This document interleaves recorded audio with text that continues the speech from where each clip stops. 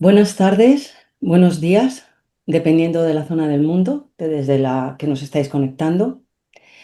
Y tanto para los que nos seguís en directo como para los que lo haréis en algún otro momento en diferido, recibid todos y todas nuestra más cordial bienvenida a este tercer encuentro en el que María Toscano Liria nos completará la trilogía sobre patrística y teosis que nos viene impartiendo.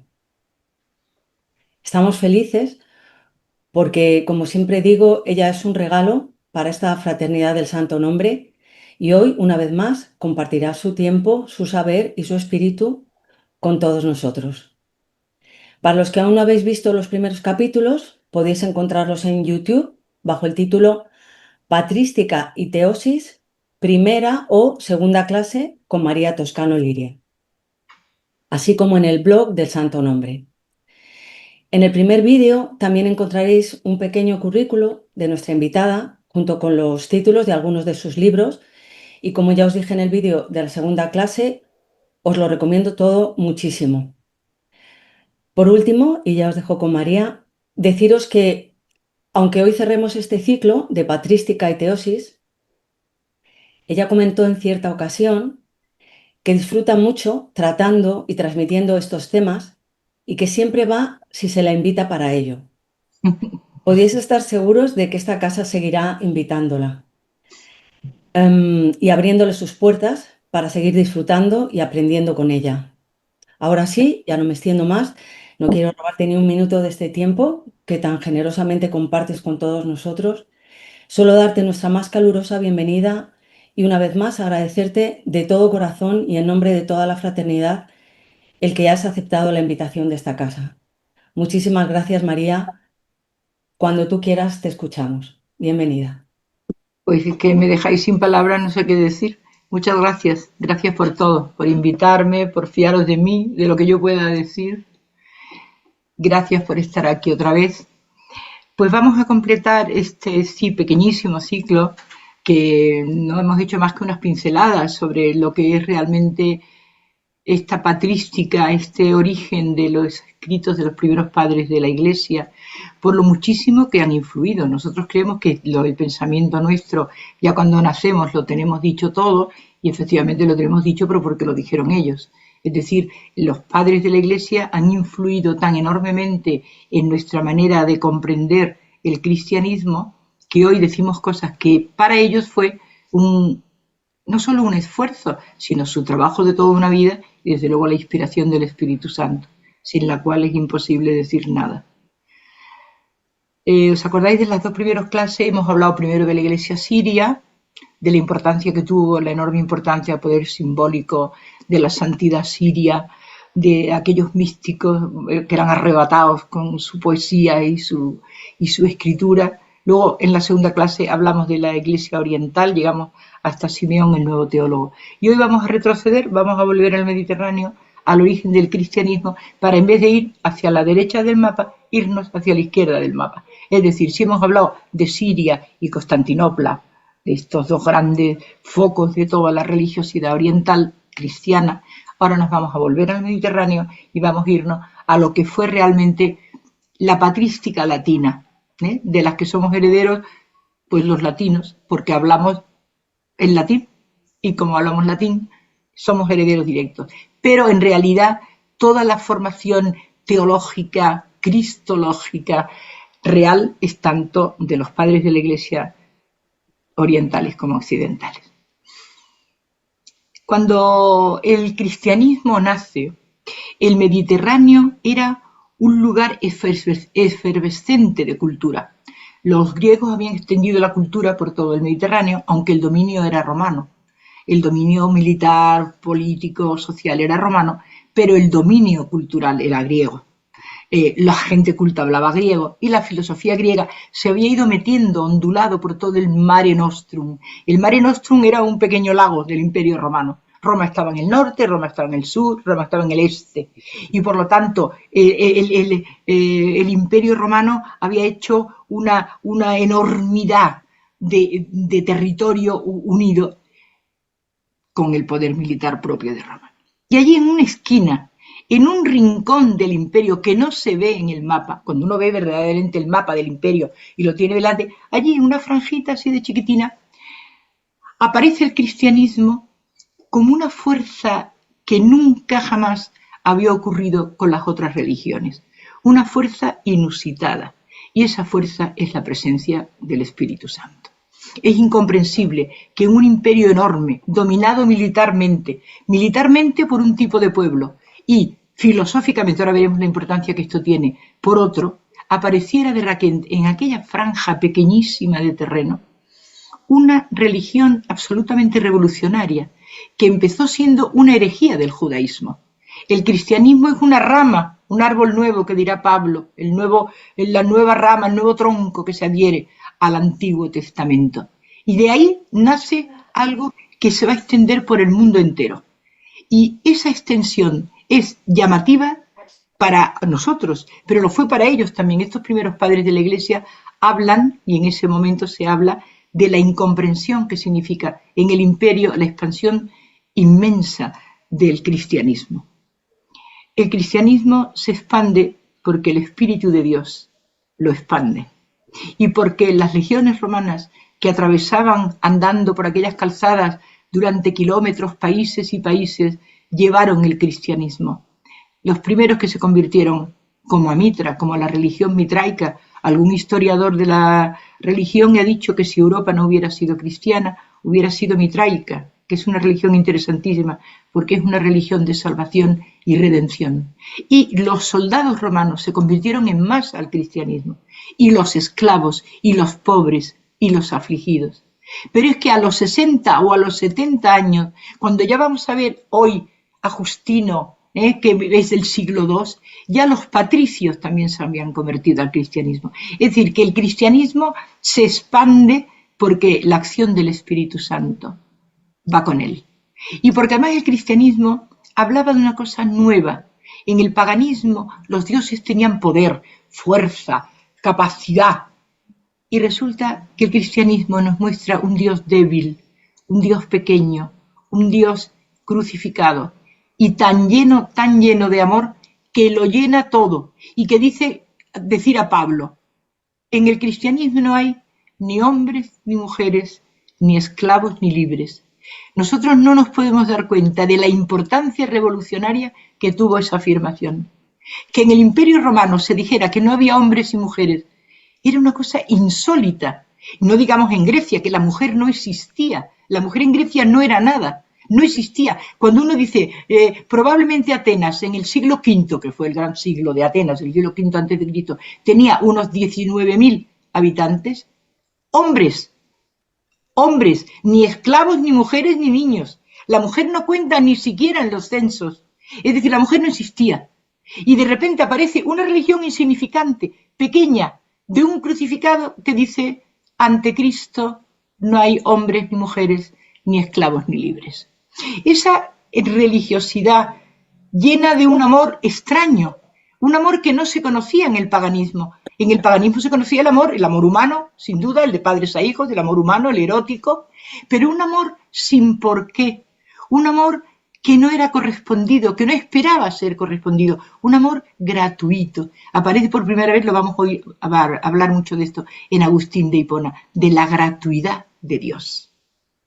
De la gratuidad de Dios. Por lo tanto, el cristianismo se extiende por el Mediterráneo de una manera asombrosa, siendo una religión revolucionaria. Por eso es verdad que fue castigada duramente. Hasta el edicto de Milán del año 313, en que Constantino hace que la Iglesia aparezca como una religión oficial, el cristianismo fue perseguido, matados, torturados, y las siguientes y muchas oleadas de martirio que llenó el cristianismo de los primeros siglos, aunque para la tradición santificadora de la Iglesia la sangre de los mártires es la que riega la vida de los cristianos, es la que va a ser la vida de... Hoy tendríamos quizá otra visión, pero en ese momento en que era perseguido, que tenían que recluirse en las catacumbas, que el cristianismo hasta el siglo IV no fue admitido, ser cristiano era una heroicidad. Y a pesar de ser una heroicidad, se extiende. ¿Cómo es posible? Bueno, de ese cristianismo naciente Nosotros tenemos que pensar qué sabían los propios cristianos. Los cristianos tenían unos cuantos escritos que poco a poco van eligiendo y sus jerarquías todavía sin formar, todavía sin elegir. No era una iglesia organizada, jerarquizada, como la que ya hemos conocido nosotros. Eran comunidades que se extendían por el Mediterráneo y que se acogían unos a otros cuando iban. Tenían obligación de acogerse en sus casas, de quererse como hermanos, la hermandad, la fraternidad interna del cristianismo. Y hablaban griego y latín, y se entremezclaban en el Mediterráneo y se pasaban la doctrina, pero se pasaban sobre todo una religión del amor y de la gracia, sin por qué. Una cosa nueva, una cosa distinta, que hacía morir a la gente por eso. Es decir, llegaban a morir. Justino dirá, nadie ha muerto por Sócrates, que era un gran filósofo y al que queremos todos. Se muere por Cristo. Y esa novedad hace crujir el Mediterráneo. El Mediterráneo era una sociedad establecida, riquísima en cultura, y de repente aparece el cristianismo como un fermento de vida. Por eso el cristianismo en muchos historiadores no es ni siquiera una religión.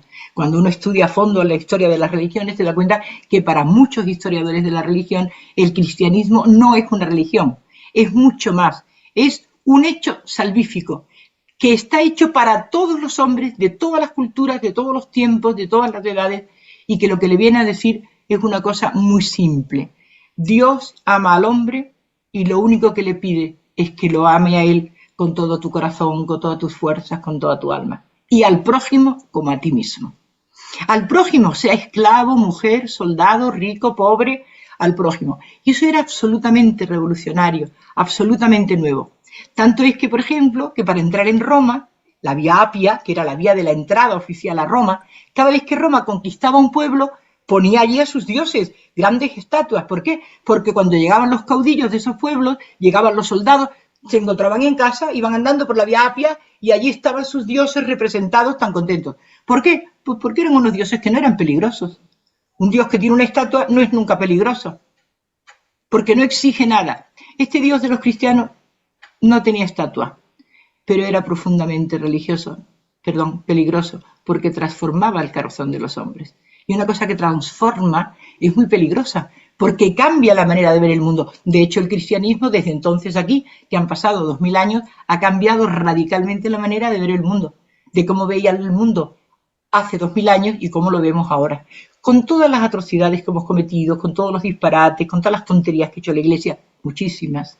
A pesar de eso, el cristianismo, yo estoy hablando ahora del cristianismo, no de la Iglesia, y el cristianismo como tal ha transformado al ser humano. Le ha transformado porque lo ha convertido en un hijo de la divinidad. Es lo que se llama teosis. Tenemos derecho, por gracia, no por naturaleza, a hacernos Dios. No Dios como si fuera Dios, sino lo que hemos dicho otras veces, lo que Dios es. Somos, por gracia, lo que Dios es por naturaleza. Esa es la gran revolución del cristianismo primitivo. Y eso es lo que nosotros hemos recibido a través de los padres de la Iglesia. De estos que vamos a hablar hoy, hablaban latín y escribían latín, por eso se llaman los padres occidentales de la Iglesia. Están establecidos en Roma y el latín es muy distinto al griego. El griego era lleno de sutilezas, la filosofía griega da una cantidad de elementos dialécticos al lenguaje que lo convierte en algo muy complejo, y sin embargo el latín era más recio, más de verdad, más demostrativo, era un elemento muy bueno para la jurisdicción, por eso el derecho romano ha llegado vivo hasta nosotros, y para el derecho canónico, que se basa en el derecho romano, y por lo tanto para decir verdades muy obstrusas, muy complejas, y decirlas de manera más sencilla, más simple, más ordenada, porque el latín es mucho más lógico. Entonces, la espiritualidad que se deriva de los padres occidentales tiene una característica, un tono distinto al de los padres orientales, necesariamente, porque la exposición en el lenguaje requiere una manera de esa expresión nueva. En Roma se extiende el cristianismo primero de manera sutil, como hace todo el espíritu, por lo bajo, como el agua, ¿no? Que siempre se va a la parte más baja de toda la realidad, y va fructificando y va floreciendo en la sociedad romana de una manera de abajo arriba, en las casas, las famosas iglesia doméstica. Las mujeres tuvieron mucho que ver en esto, ¿eh? Muchísimas discípulas de Pablo, algunas de ellas muy ricas, pusieron sus casas a disposición de las pequeñas comunidades donde se reunían. Eran comunidades pequeñas que se iban reuniendo, se conocían, se mandaban cartas y los que se sentían inspirados por el Espíritu Santo empezaban a escribir. Por ejemplo, Ireneo lo conocemos por sus cartas a Florino, que era su íntimo amigo, que era pagano, y él trataba de convencerlo de la excelencia de la vida cristiana. Es decir, que se comunicaban entre sí y esas comunicaciones, esas cartas, esos escritos, es lo que ha llegado a nosotros como lo que los primeros cristianos atisbaron. Porque los primeros cristianos escribían para entenderse ellos mismos a sí mismos. Aparte de, por ejemplo, Ireneo, que ahora vamos a verlo, escribe contra la herejía. Muchos de ellos escribían para, bueno, esto que estamos nosotros pensando, ¿qué es? Esto que estamos diciendo, ¿qué es? Esto que hemos recibido en el Evangelio, ¿qué es? ¿Cómo se vive? ¿Cómo se expresa? ¿Cómo se dice? Vamos a contárselo a los vecinos de enfrente. Vamos a contárselo a una ciudad que vive allí. Vamos a mandar a un presbítero. Vamos a mandar a una diaconisa, a un diaconiso. Vamos a mandárselo. Vamos a ver que esto es lo que hemos llegado a esta conclusión.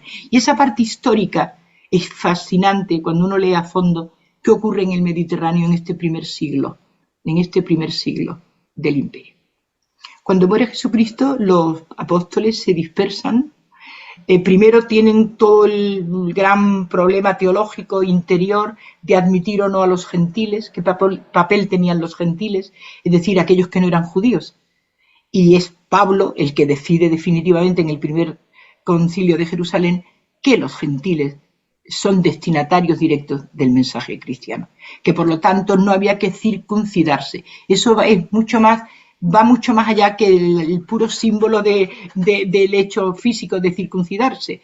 Era decirle, no hace falta hacerse judío para ser cristiano. Esa fue la gran discusión primera, teórica, seria y dogmática dentro de la Iglesia, del seno de la Iglesia. Muerto Jesús, recién muerto Jesús. Todos todavía atontados, atribulados, aterrados por lo que había pasado, pero por otra parte ya llenos del Espíritu Santo, porque en Pentecostés, menos mal que vino el Espíritu Santo en Pentecostés, si no nosotros no estaríamos aquí, evidentemente. Hubiera sido un fracaso total, el cristianismo hubiera sido un fracaso terrible, un señor muy interesante, mira qué curioso, mira qué cosas dijo, y se acabó.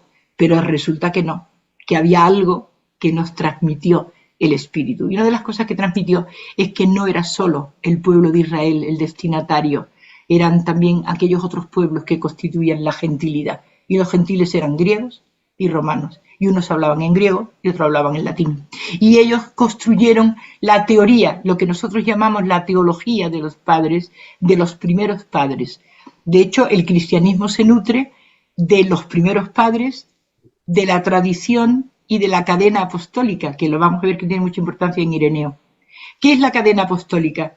Pues asegurar que hay una cadena de unión entre el último apóstol y el primero que sigue, de tal manera que esa cadena, como la cadena áurea de los pitagóricos y de los grandes iniciados, la religión cristiana es una religión iniciática.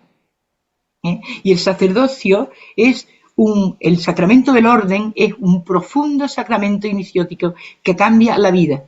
Y que cambia la vida quiere decir que cambia el orden interior de la vida. Un sacerdote no es solo un señor que ha recibido un sacramento, es que ha cambiado completamente la vida. Es un nuevo hombre. En este caso hablo de hombres porque por ahora el sacerdocio no se ha establecido todavía en nuestra Iglesia Católica. ¿Qué quiere decir? Que el cristianismo se extiende a base de las escrituras de los padres y de la tradición con mayúscula. Aquellas mujeres que ofrecían sus casas para las pequeñas comunidades cristianas transmiten el cristianismo y se transmiten de unas a otras. De hecho, hubo muchísimas diaconisas. Durante los 2 primeros siglos hubo grandes diaconisas que mantuvieron la fe, la sostuvieron, la explicaron, etc. Menos consagrar, hicieron todo lo demás.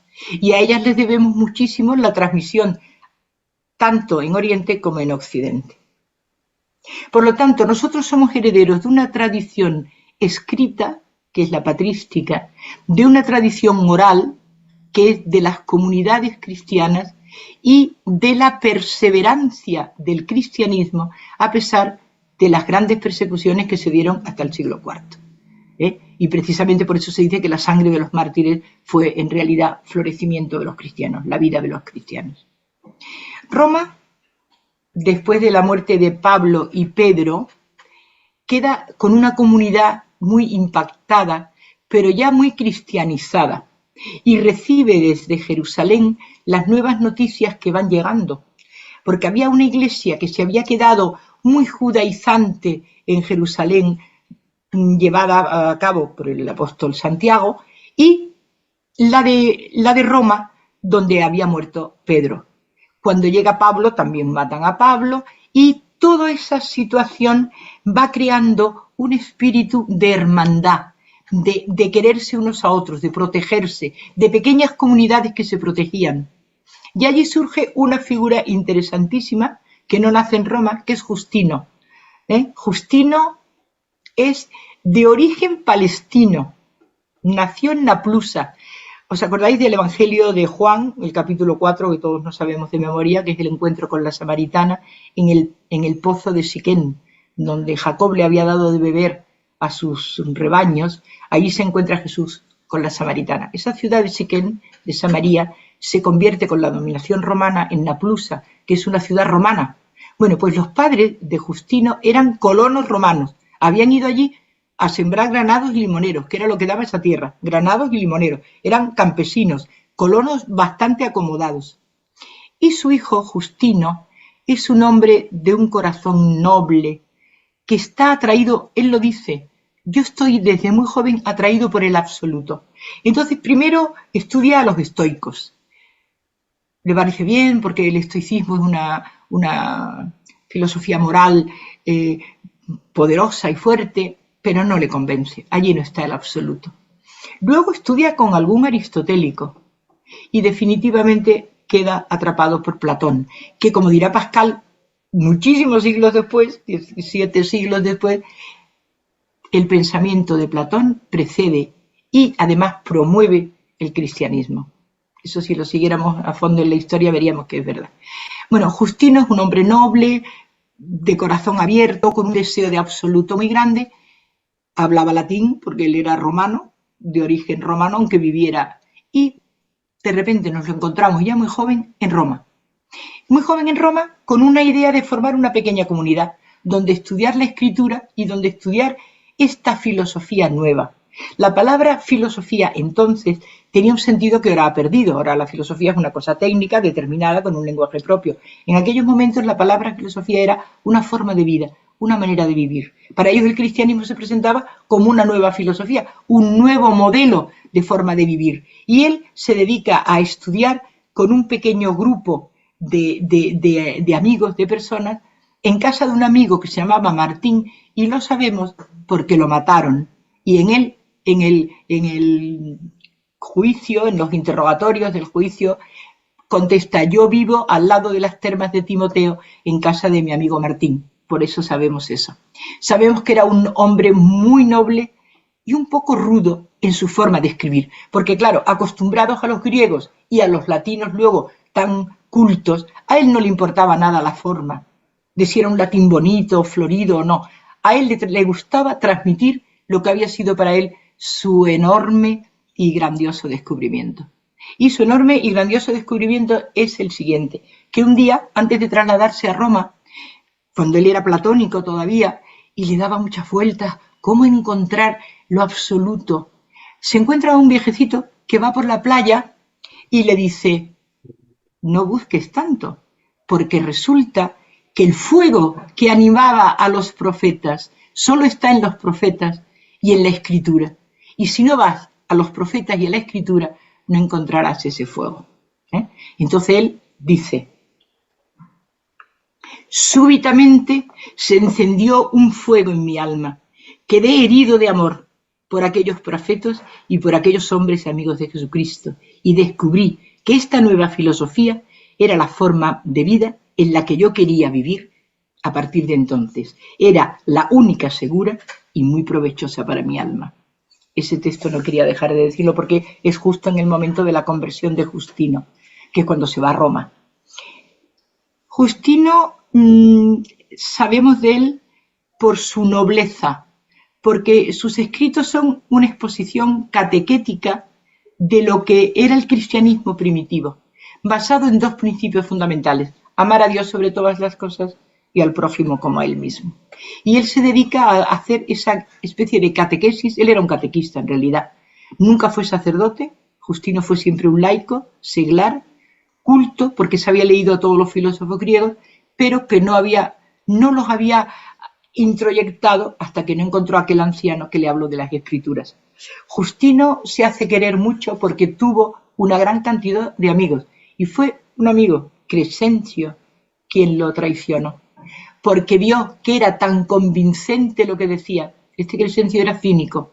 Entonces se reunían los cínicos, los epicúreos, ¿por qué? Porque los estoicos, porque eran escuelas morales muy importantes en Roma, con los cristianos, y probablemente era del círculo íntimo de Justino. Justino lo mataron porque lo delató Crescencio, pero 6 de sus discípulos se fueron a morir con él. Dijeron, nosotros pensamos igual que él, somos sus discípulos y somos cristianos. Murió en la persecución de Marco Aurelio en el año 165, y aunque parece que el propio Marco Aurelio no estaba muy informado bien de lo que eran los cristianos, luego cuando se estudió muy bien la vida de Marco Aurelio, se ha dado cuenta que no se sabía quién era este Justino de Roma que tanta importancia tuvo. De Justino nos interesa sobre todo el amor hacia lo absoluto, la búsqueda de una moral que le permitiera alcanzar la felicidad cristiana, decía él, no a través de los estoicos, de los epicúreos, ni de los cínicos. Quiero ser un hombre feliz del mundo cristiano y quiero llevar a los demás la felicidad de Cristo. Y eso pues le costó la vida a Justino, que tiene unas escrituras que son cartas y 2 apologías. Y luego tiene una carta dirigida al judío Florión que nos hace comprender que era muy amigo de los judíos. Él fue muy amigo de los judíos. Él tuvo muy en cuenta las raíces judías del cristianismo, Justino. Hay una filosofía, bueno, voy a explicar primero San Ireneo, porque el neoplatonismo quiero dejarlo antes de San Agustín para que nos situemos mejor históricamente. Ireneo de León fue el segundo de los padres que vamos a hablar. A mí me encanta Ireneo. Ireneo era un hombre elegante, culto, había nacido en Esmirna, Esmirna está en Turquía, pero entonces era Imperio Romano, era romano, pero de la Roma oriental. No sabemos por qué él se encuentra en Roma, en el ambiente romano. Es un hombre muy culto, conocía a todo el mundo en Roma, y se convierte al cristianismo. Y al convertirse al cristianismo, él habla de su obispo Policarpo.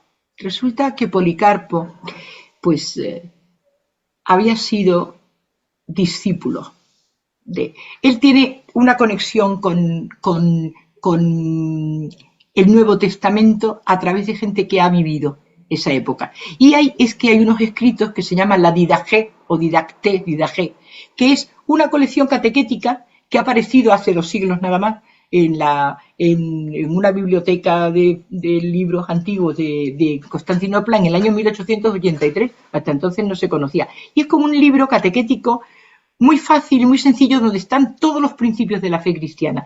¿Y qué era? Era como una especie de librito de bolsillo que llevaban los evangelizadores de un pueblo a otro. Eran evangelizadores itinerantes que iban, como hemos dicho antes, de una comunidad a otra a llevar las cartas, a escribir. Y esa Didaché ha sido ahora importantísima porque nos demuestra cuál fue la esencia de ese cristianismo. Y la esencia de este cristianismo es que hay que conservar el amor de Dios y que la jerarquía debe establecerse única y exclusivamente a través de una cadena apostólica. Solamente si viene de la cadena apostólica es posible.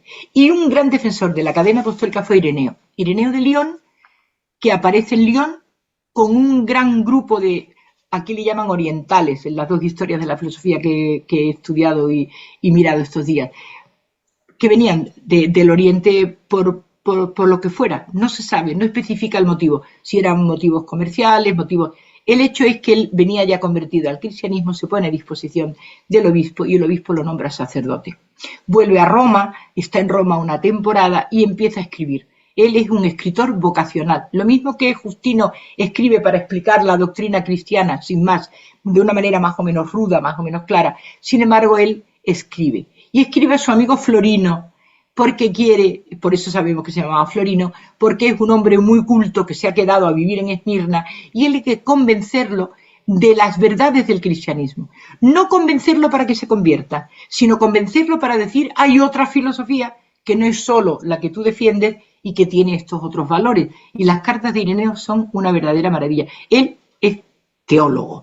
Lo mismo que Justino es un gran catequista, él es teólogo.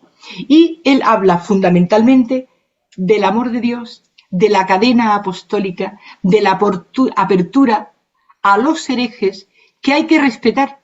Y él escribe su mayor obra, que es contra los herejes, ad adversum contra los herejes.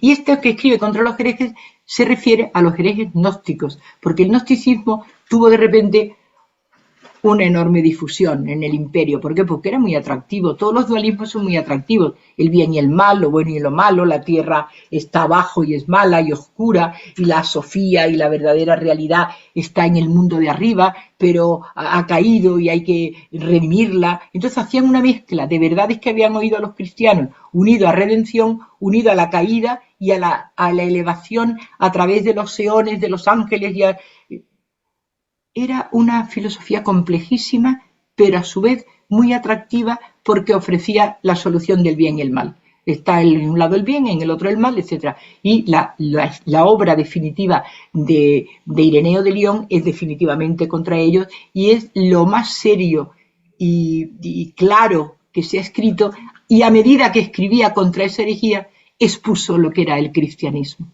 la verdad del cristianismo, las verdades del cristianismo como la búsqueda de la teosis, la búsqueda de la naturaleza divina, la esencia del hombre a imagen y semejanza de Dios, que eso era una novedad en el mundo pagano. Hoy nosotros lo decimos con mucha, así como si fuera, eso ha costado siglos para que el hombre lo entienda y ha costado la inspiración del Espíritu Santo para entenderlo. Así que Ireneo de León fue un hombre culto, inteligente, que llegó a obispo de Lyon y que hablaba perfectamente la lengua de los galos. Y él se propuso, eso sí, la conversión de los galos. Él dedicó su vida a la conversión de los galos al cristianismo, a través de su obra en latín y de sus cartas. Y sobre todo de una vida impecable. Debió de ser un hombre muy atractivo, lo he leído en varios sitios, porque la gente y las multitudes le seguían a Ireneo. Según San Jerónimo, hay un momento que deja de escribir y no sabemos nada de él. Y según San Jerónimo, murió mártir también. Murió mártir. Los dos son del siglo II de nuestra era, tanto Justino como Ireneo, del siglo II.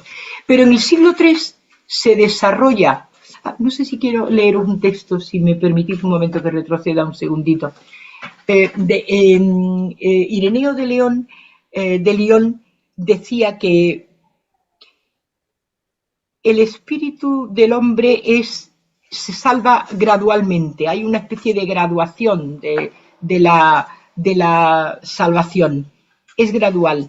Y él decía, el Padre se complace y se ordena, el Hijo solo asiste y da forma a las cosas, el Espíritu nutre y además acrecienta al hombre suavemente hacia la felicidad y propaga y extiende hacia la vida superior la felicidad. Se acerca así a lo increado. Hay, por lo tanto, un desarrollo del Padre, el Hijo y el Espíritu en Ireneo que es como una evolución del hombre hacia la perfección y hacia la propia redención en Ireneo. Pues en el siglo III se da en Roma, y nace en Roma fundamentalmente, una filosofía muy densa, muy clásica, muy interesante, a la que se le podrían dedicar un montón de clases, que es el neoplatonismo. El neoplatonismo surge en Roma a través de grandes filósofos que vienen de la escuela de Alejandría, y el más importante de todos ellos es Plotino. Y Plotino trae a la idea de Roma, la filosofía de Platón pasada por los 5 siglos que han pasado desde la vida de Platón, mucho más, porque Platón era del siglo V a.C. y el neoplatonismo del siglo III, casi 800 años después de Platón. ¿Y cuál es la idea fundamental? Pues hay un mundo eterno, verdadero, perfecto, inmutable, donde el uno lo resume todo. El uno es la idea de la perfección de la unidad. ¿Qué ocurre? Que ese uno, por explosión, lo vamos a ver esa misma palabra luego en San Agustín, por explosión de sí mismo, emana, y aparece la palabra emanación, de donde sale toda la creación. De ese uno va emanando y aparece primero el alma universal, luego los universales, las ideas universales, luego el alma del mundo, y luego al final la materia. Y el hombre está en esa conjunción de haber recibido el alma, prodos significa procesión, procede del uno, pero de repente el hombre sufre lo que nosotros llamamos la conversión. Convertirse es cambiar la mirada, cambiar la mirada hacia dónde miro, y la mirada que venía hacia abajo, del prodos, de arriba, del uno hacia abajo, de repente se convierte y empieza a subir hacia arriba. Y eso se llama en griego epístrofe. Prodos y epístrofe, bajada y subida, camino de venida y camino de vuelta. Esa es la vida y es lo que nosotros llamamos en Cristo el alfa y el omega. En Cristo empieza todo y acaba todo, se subsume todo. Era tan bonita esta filosofía y alcanzó un nivel moral de tal calibre que muchísimos cristianos eran neoplatónicos, muchísimos. ¿Por qué? Porque acudían a las escuelas neoplatónicas y leyeron las Eneadas, las famosas Eneadas de Plotino, que tenían un espíritu absolutamente místico, donde se habla de la unión con el uno a través del éxtasis. Es la primera vez que la filosofía habla de éxtasis, tal como lo entendemos en el mundo contemplativo. Esta filosofía va a influir enormemente en Agustín de Hipona.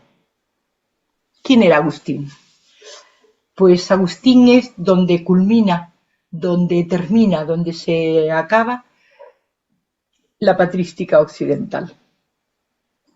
Es una figura descomunal, pues no solo por la vida, que la voy a contar retazos de la vida, sino por la influencia enorme que tuvo Agustín sobre toda la filosofía, sobre el pensamiento cristiano y sobre el pensamiento occidental. Lutero era un amante de San Agustín y muchísimos de los grandes filósofos y medievales siguieron al agustinismo. O sea, el Agustín hay que medirlo más que nada por su capacidad de influencia. Agustín era hijo de un romano y de una mujer cristiana del norte de África, de Numidia, de la actual Numidia, un pueblecito que se llamaba Tagaste. Y el padre permaneció siendo pagano toda su vida hasta un momento antes de morirse, que pidió el bautismo. Su madre Mónica, Santa Mónica, es el ejemplo de madre que reza y ora por su hijo. Toda la conversión de Agustín se le debe, según la tradición, a las oraciones y a los llantos y lloros de Mónica, que el único hijo, tenía un hijo y varias hijas, y el hijo vivió una vida tremenda. ¿Por qué? Pues porque era muy listo, muy inteligente, y un señor de su pueblo le dijo: es una pena que este niño esté aquí, lo voy a mandar aquí cerca, un poquito cerca de Cartago, para que estudie. Él allí conoció la filosofía romana, conoció el mundo romano, y además vivió muy bien porque su mecenas se lo pagaba. Y llevó una vida completamente desaforada. De hecho, tuvo un hijo con una prostituta, Adeodato, pero con una insaciabilidad. Nada le saciaba, nada, no encontraba. ¿Dónde está la verdad? ¿Dónde está la verdad? Voy a leer una oración de él, porque es tan significativa de esta época, y luego seguimos explicando quién era Agustín de Hipona. Tarde te amé, hermosura, tan antigua y tan nueva. Tarde te amé, y tú estabas dentro de mí y yo fuera. Así, por fuera te buscaba, y deforme como yo era, me lanzaba sobre estas cosas que tú creaste. Tú estabas conmigo, pero yo no estaba contigo. Reteníame lejos de ti todas aquellas cosas que precisamente tú habías hecho por mí. Si tú no estuvieras, ellas no existirían. Me llamaste y clamaste, y quebraste mi sordera. Brillaste y resplandeciste, y curaste mi ceguera. Exhalaste tu perfume, y lo aspiré. Y ahora te anhelo. Gusté de ti, y ahora siento hambre y sed de ti. Me tocaste, y deseo con ansia la paz que procede de ti. Esta oración de Agustín refleja todo el proceso de la conversión de Agustín, de aquel hombre apasionado, disparatado, divertido, inteligente, que buscó en todos los saberes. Primero se hizo maniqueo, Pues por la misma razón que los otros habían hecho gnósticos, porque el maniqueísmo es estupendo. El mal está muy claro, el bien está muy claro, uno está en un lado, el otro está en otro. Es que los maniqueos lo tienen todo resuelto, está estupendo. Lo que no los tenemos somos los resueltos, lo que no sabemos bien qué es el mal y que nos aturde de esta manera tan horrible lo que es el mal. Pero ellos sí, ellos lo tenían muy claro. Luego le pareció elegante hacerse seguidor de Cicerón, un poco enciclopédico, un poco. Luego pasó hasta que encontró el neoplatonismo. El neoplatonismo ya le fascinó. Pero un día, leyendo el Hortensius de Cicerón, despertó y se dio cuenta que la verdad había que buscarla y que había que encontrarla de otra manera. Él se había hecho retórico. Retórico en los tiempos de Agustín era algo poco más que un maestro, porque en la antigüedad clásica el retórico era un hombre culto, cultísimo, que se dedicaba a la retórica, es decir, a enseñar a los demás a hablar y a expresarse y a utilizar el latín. La palabra retor es una palabra latina. En los tiempos de Agustín, que ya es el siglo IV, estamos ya muy cerca del final del Imperio Romano, cuando nace Agustín. Entonces, bueno, de hecho, ahora contaré que él muere el mismo día que los vándalos toman la ciudad de Hipona. Se considera el fin de la historia del Imperio Romano, ¿no? Cuando acaba en este momento. Él era un maestro cualificado, pero estaba enamorado de la palabra. Él tenía una fluidez de palabra, una capacidad. Y entonces quiere irse a Roma y se va a Italia, atraviesa el Mediterráneo y se lleva a su hijo a Deodato y a Santa Mónica con él. Vive unos años y está atraído por la fama de San Ambrosio, que merece una clase aparte. San Ambrosio no solo es uno de los grandes padres, sino que hablaba muy bonito, muy bien. Y allí se sentaba Agustín a oír a Ambrosio por lo bien que hablaba, porque como él era retórico, dijo, yo voy a aprender. Y no solo aprendió, sino que se convirtió al cristianismo. Entonces escribe esta oración maravillosa de la hermosura de Dios que estaba dentro de sí y él nunca la había encontrado. Y a partir de ahí, la vida de Agustín cambia como un calcetín. Intenta volver a África, no puede, muere su madre en Ostia, en la ciudad de Ostia cuando iba a embarcar, también muere su hijo Deodato y se vuelve a África solo. Entonces funda una pequeña comunidad de grupos, de canónigos, tiene un obispo que era tontorro, y claro, una personalidad como Agustín, inteligente, culta, no lo soportaba, y de hecho fue el pueblo el que nombró a Agustín obispo. Fue cerca de 40 años obispo de la ciudad de Hipona, una ciudad cercana a donde él había nacido, y donde vivió con estos especies de clérigos, de hecho se llaman así, clérigos de San Agustín, grupitos que se dedican al estudio, a la oración y a la escritura. Y él dedicó a escribir. Yo no comprendo cómo una persona con un cálamo que escribían ellos, con una cosita así, eran capaces de escribir lo que escribió Agustín, la cantidad de cosas que escribió y el apasionamiento y cómo escribió. Voy a hablar desde el punto de vista sobre todo cristiano, también filosófico, pero cristiano, porque San Agustín sería interminable. San Agustín escribe unas confesiones que es un estudio antropológico del ser humano. La gente cree que en las confesiones va a leer el Hola de San Agustín y en las confesiones lo que escribe es todo el proceso interior de la conversión, todo el proceso interno de lo que sufre un hombre que ha vivido vertido hacia afuera y descubre lo que se llama el interiorismo, es decir, la interioridad. Él llega a decir, inte redi, nolis foras ire, no vayas fuera, busca dentro de ti, inte redi, busca dentro de ti, es dentro de ti lo que tienes que buscar. Y él escribe unos pequeños soliloquios al principio que él habla consigo mismo y dice, Agustín, ¿qué quieres? Y él dice, quiero conocer a Dios y al alma. Solo eso, solo quiero conocer a Dios y al alma. Entonces él empieza a escribir, claro, se le nota su influencia neoplatónica, su influencia platónica, pero devora las escrituras con una capacidad que tenía en este momento de ser un hombre en plenitud, ¿no? A los 30 y tantos años de plenitud vital, filosófica, cultural. Lo querían mucho, sobre todo porque defendía de una manera muy argumentada los principios de la fe. Él decía, credo ut intelligam, creo para entender y inteligo, pienso, para poder creer. Es decir, fe y razón no solo no se oponen, sino que tienen que unirse, tienen que estar juntas la una de la otra y estar juntas para defender una posición que es la verdadera y auténtica filosofía. Filosofía entendida, como lo hemos dicho antes, como forma de vida maravillosa, ¿no?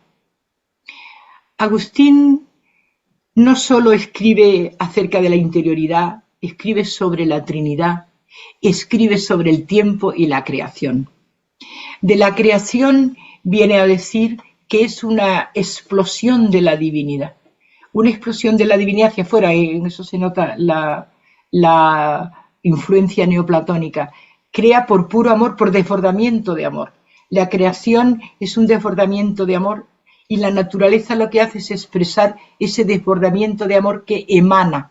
Son palabras muy neoplatónicas. Nacen de Dios, es creación, pero en esa creación viene el sello divino, no Dios mismo, porque la emanación es una palabra filosófica que implica que puede venir algo de lo que está emanando, como una fuente. Y él ahí habla de creación porque crea ex nihilo. Eso es uno de los grandes problemas filosóficos entre emanación y creación. La creación es creatio ex nihilo, creación de la nada. Dios de la nada saca la realidad. El neoplatonismo habla de emanación, de evolución evolutiva desde la realidad hasta la materia. Entonces la creación es puro amor, pura creatividad. Y toda la hermosura del mundo lo que hace es reflejar en el fondo el amor de Dios por el hombre. Por lo tanto, el amor de Dios es el sustento de toda teología, el sustento de toda vida espiritual en la vida de Agustín. Él, como había sido platónico, y en esto se nota la influencia, y de hecho nosotros le hemos heredado muchísimas cosas de las que yo estoy diciendo, las damos por supuestas, fue San Agustín las que dijo.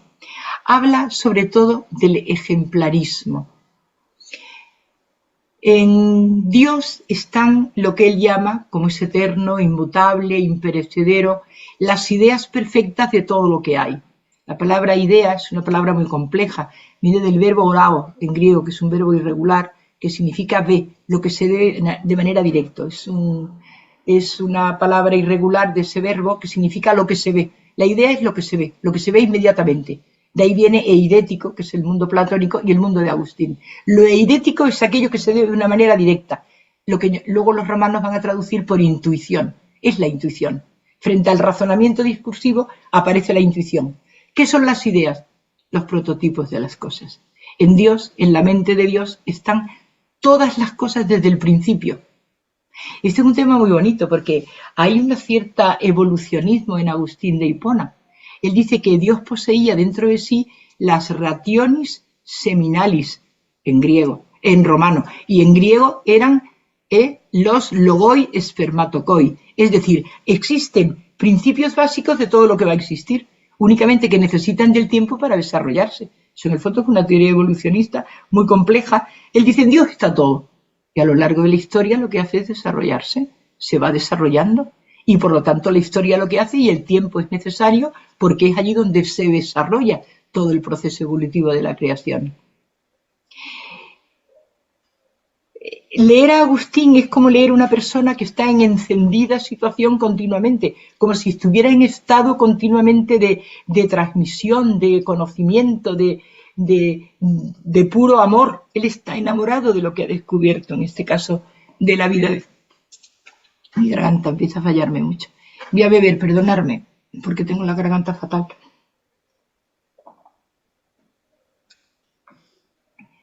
Él está como enamorado de la situación, de lo que dice, de lo que habla, de poder transmitir a los demás todo lo que él ha descubierto. De hecho, él va a vivir siempre en pequeñas comunidades, no va a vivir solo. Y tuvo varias hermanas, dos de las cuales sabemos que también vivieron en comunidades más o menos religiosas o místicas, etc. En Agustín se va a plantear un tema muy importante, que es el tema de la gracia. Y esto va a tener una enorme importancia en Lutero. Vamos a ver si lo planteamos bien. También basado en una carta de Pablo. Él plantea un tema muy espinoso en la tradición cristiana, que es el tema del pecado original. Lo que Platón llamaba la caída. La caída.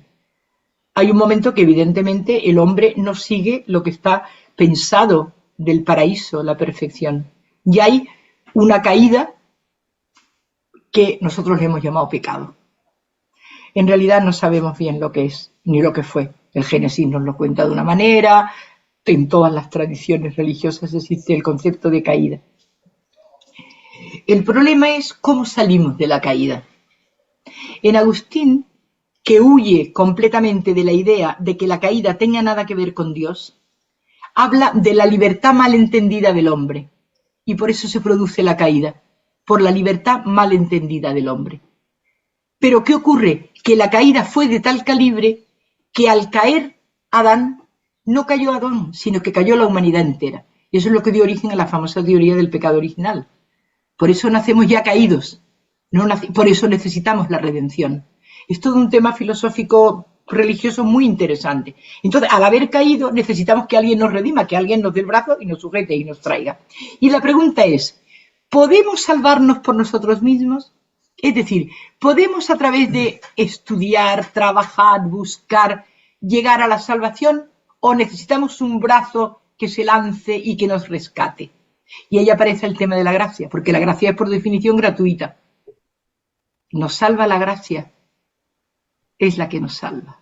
Si nos salva la gracia, ¿qué pasa? Que el hombre puede hacer lo que quiera y existe la predeterminación. De hecho, algunas teorías cristianas sectarias pues interpretan esto de una manera, bueno, de hecho, el propio Lutero lo entendió así. Lutero le decía a su compañera, mira bien el cielo desde aquí, la hermosura, porque tú y yo no vamos a probarlo nunca jamás.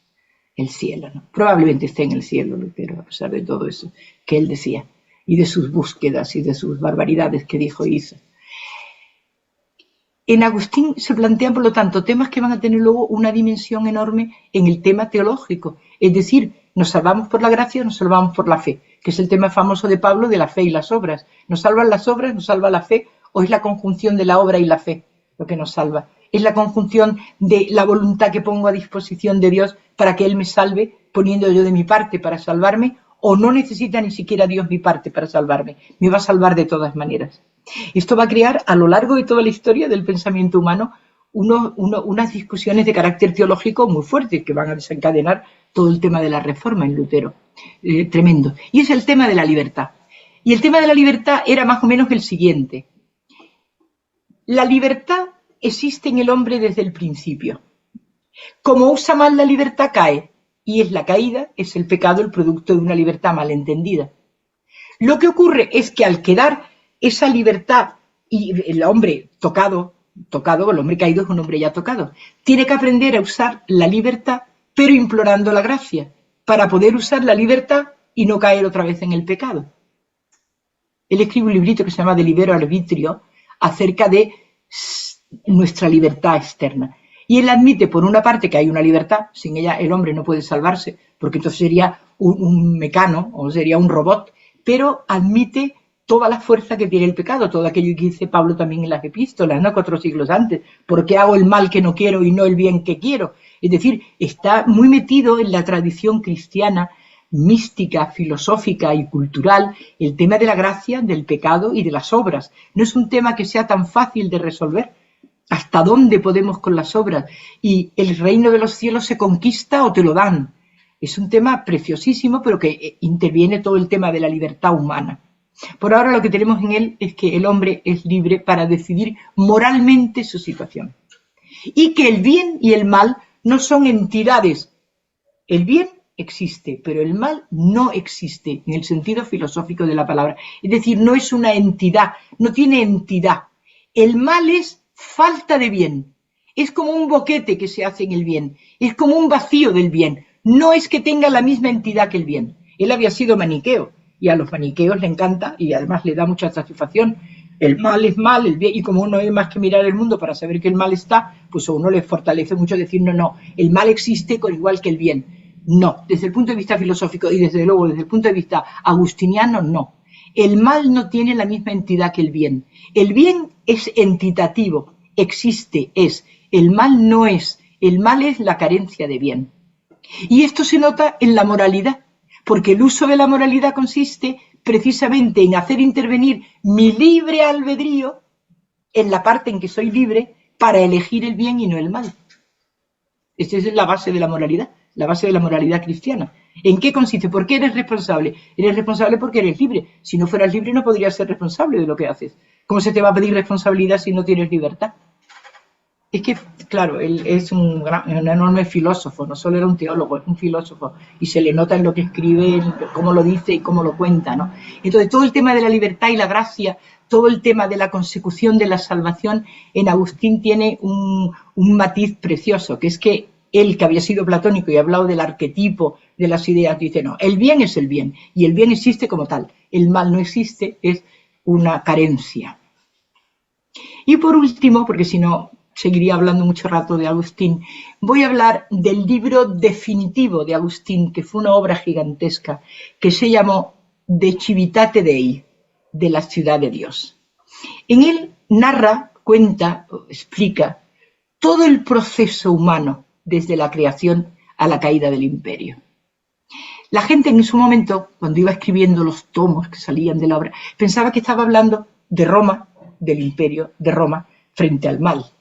¿Qué va? No tiene nada que ver, es una obra de carácter teológico, escatológico, y está hablando del fin de los tiempos, del fin de la vida humana, del sentido de la existencia humana.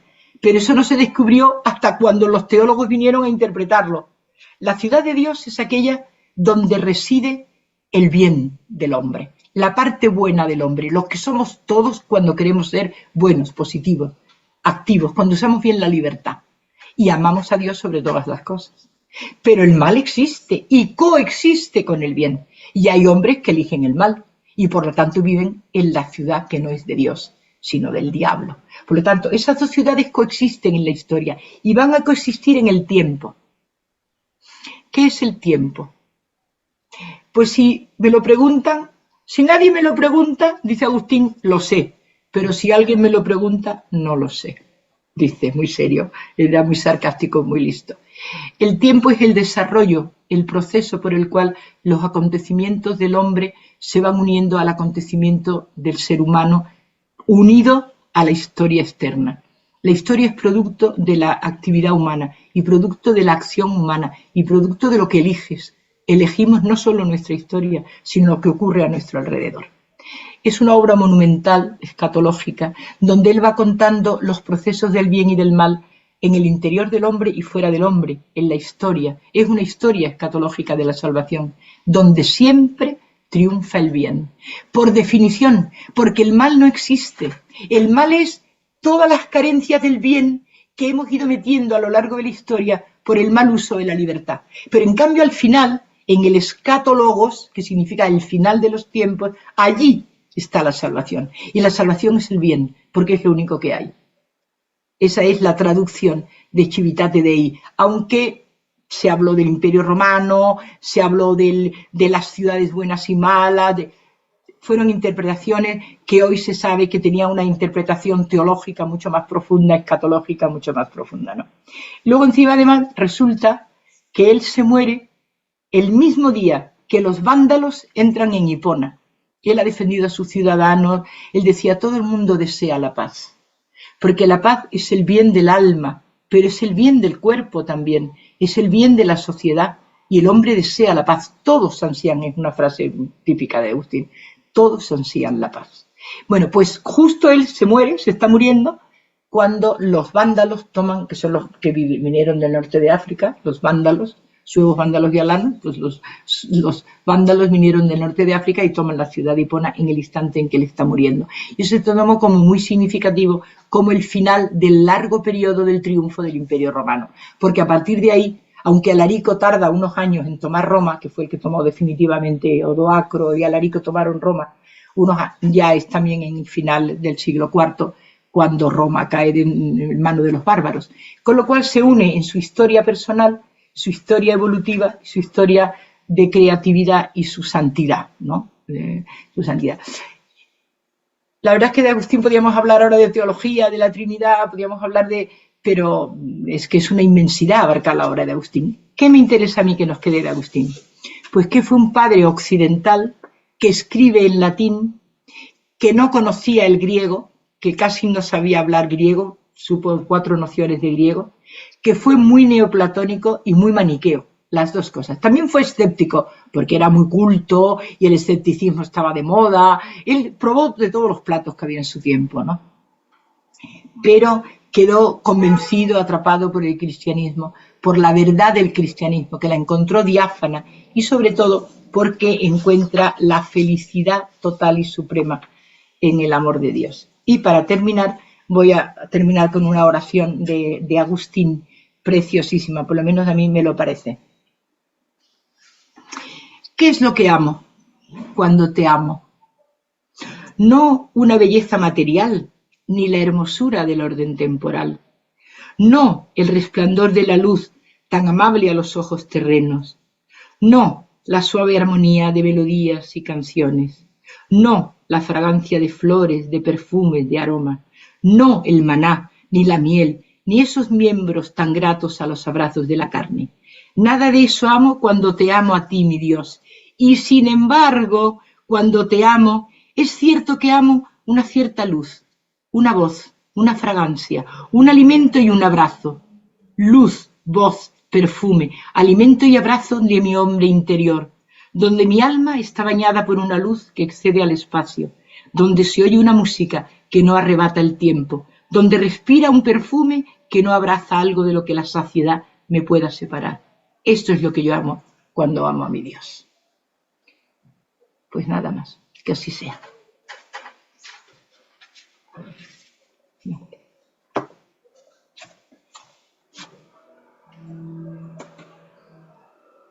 Muchas gracias, María. A vosotros por la paciencia, que siempre me paso de tiempo, lo siento. Muchísimas gracias, María. No, es un placer escucharte. Y si te parece bien, tenemos un ratito para la gente que quiera hacerte alguna pregunta o comentar algo. Me parece estupendo. Sí, pues hermanos, hermanas, cuando queráis, María está aquí para escucharnos.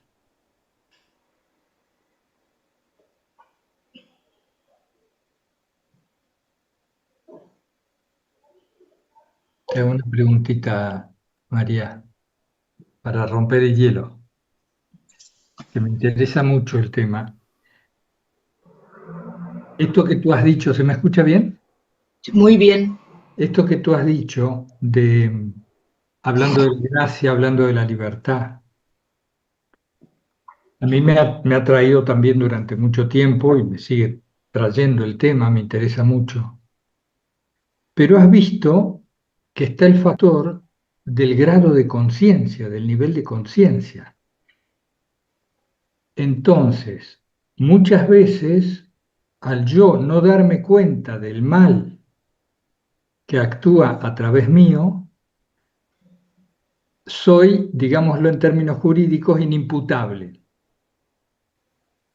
Entonces, me ha parecido que el pecado aparece como responsabilidad personal recién cuando soy consciente de ejercer el mal o de permitir que éste me atraviese. Pero porque hay una predisposición original al pecado, que es el famoso tema tan discutible hoy en teología del pecado original. Es verdad que es la libertad humana mal usada la que me lleva a hacer que sea imputable para mí una cosa que he hecho mal.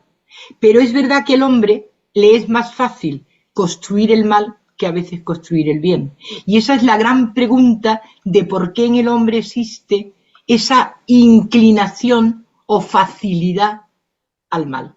Es decir, ¿por qué tengo que hacer un esfuerzo para hacer el bien si en cambio no me es fácil hacer el mal? Esa es la gran pregunta de la libertad humana. Y por eso la creación del concepto pecado original tiene ahí su sentido, porque estamos caídos. Y es verdad que el nivel de conciencia tiene muchísimo que ver con el nivel de responsabilidad. Yo no le puedo pedir a una persona, por ejemplo, ignorante de muchas cosas, que sepa responderme, o sea, es decir, que tenga responsabilidad ante actos de cosas que ignora. Eso está clarísimo. Es decir, mira, te voy a ver si soy capaz de explicarte lo que quiero decir.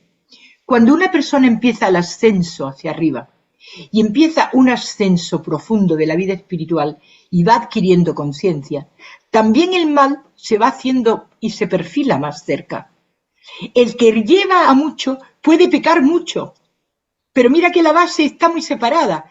El que no sabe peca poco, pero peca poco porque no sabe. No porque sea bueno o malo, sino porque su ignorancia interna. Pero el que sabe mucho va subiendo, subiendo. Y de ahí que el filo de la navaja del sabio y del santo sea mucho más difícil de separar que al ignorante. Al santo llega un momento que si no es por la gracia, le es muy difícil no caer en el mal, porque lo tiene muy cerca, porque el mal se acerca al santo porque necesita atraerlo y porque la propia conciencia le hace ser consciente de lo que hace. El que ignora a todos los niveles, me refiero al ignorante general, no solo al que no sabe al que ignora porque su conciencia es burda, también es burda su conciencia del bien. No se le puede pedir la misma sensibilidad ante el bien a una persona cuya conciencia no está educada. Diríamos como que en el mundo iniciático profundo, en el mundo de la santidad, es precisamente el mayor bien el que atrae al mayor mal. Y el que tiene más conciencia, el que tiene más posibilidad de pecado. Porque el que está abajo, es una forma de hablar, evidentemente, cuya conciencia no está expandida, cuya conciencia es burda, no tiene la capacidad. Su responsabilidad es mínima, porque no conoce. Decimos en español muchas veces, ¿qué le vas a pedir a ese hombre si ese no sabe dónde está sentado? ¿Dónde? ¿Qué le vas a pedir? Pues nada, ¿por qué? Pues porque es un ignorante. Pues eso vale para la vida social, para la vida cultural y para la vida profunda de la que estamos hablando aquí. Por eso cuando los padres tanto del desierto como los grandes padres hablan de las tentaciones, nosotros de una manera muy burda hemos siempre pensado que eran tentaciones de carácter sexual o simples. ¿Qué va? Cuando ellos están hablando de los demonios que se le aparecían, están hablando de todo el proceso de la atracción del mal, que cuanto más subes, más atractivo es el mal. No sé si lo he explicado bien. Sí, sí, claro, María. Es una responsabilidad terrible, diríamos. Por eso también la gracia actúa más también ahí. Se necesita más el poder de la gracia. Te agradezco un montón. Muy claro. Gracias, María.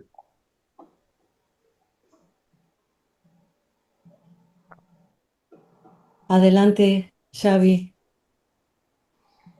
Hola María, ¿se me oye bien? Sí, ¿no? Hola, sí. Bueno, nada, primero felicitarte porque ha sido una charla, todas las tuyas son buenas, pero hoy no sé por qué, no sé si era yo el inspirado o tú, creo que tú, pero he quedado hipnotizado, Gracias. por tu entusiasmo. Te quería Bueno, preguntar eso no esto, lo pongo yo. ¿cómo influyó Plotino en San Agustín? Porque Plotino era como, o sea, las Eneadas es una gran obra, ¿no? Como muy de espiritualidad no dual, diríamos ahora, ¿no? Incluso, ¿cómo Sí. influyó eso en Agustín, que es, digamos, el gran filósofo del cristianismo? Pues influyó muchísimo, porque Plotino fue un místico absoluto y total. De hecho, es el primero que habla del éxtasis como esa capacidad del alma de escaparse de sí misma sin saber ni poder evitarlo. Dice él dice en una frase, el éxtasis aparece como el amanecer que va llenando de luz el fondo y no sabe uno de dónde proviene, y de repente el éxtasis te inunda el alma y no sabe qué estás haciendo, qué haces, ¿no? Que estás cerca del uno. El uno es la unificación de la simplicidad, El uno es lo único que hay, lo que de verdad hay. Lo otro es pura emanación del uno, lo que sale del uno. El mundo terrenal, el mundo externo va degradándose, en el sentido literal de degradación, de que hay un grado menos, ¿no? No me refiero a la degradación moral, a la degradación ontológica del ser, hasta que el hombre reúne. El llegar al uno es la reunificación del hombre con el uno, es la reunificación del hombre con el todo, que es lo que aspira todo místico. Todo místico quiere llegar a ese Dios del amor de Agustín, donde él es el hombre interior el que produce todo ese placer del encuentro, no el exterior. Por muy bella que sea toda la naturaleza, que la es una epifanía, pero es epifanía para mí porque veo a Dios en ella, si no, no sería epifanía. Por lo tanto, la mostración del uno es la mostración de la totalidad, de la unión a lo que puede uno llegar. Influyó muchísimo. Y luego todo el concepto de la creación y de la unificación arriba, donde está todo ya contenido, eso es el ejemplarismo de Agustín. Todo está ya allí y ese ejemplo es lo que hace que las cosas sean. Las cosas no pueden ser si no han sido primero en la mente de Dios, ¿no? En la mente de Dios, por llamarlo de alguna manera. Es una forma de hablar, claro, evidentemente. Sí que hay que leer a Plotino, ¿eh? Sí, sí, La mirada. Hay un libro por ahí muy bonito que se llama La mirada de Plotino, que merece la pena leerlo. Muy bien, pues muchas gracias, te agradezco. A ti.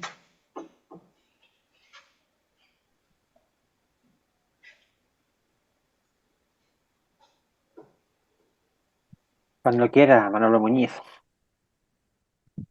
Sí, buenas tardes y muchas gracias por la charla. Gracias a ti. Yo quería preguntarle si conoce usted, que seguro que sí lo conoce, o tiene algo escrito sobre el Evangelio de Tomás, que es un evangelio, lo llaman gnóstico, que son 114 dichos de Jesús, y si usted le da una validez. A mí me llega.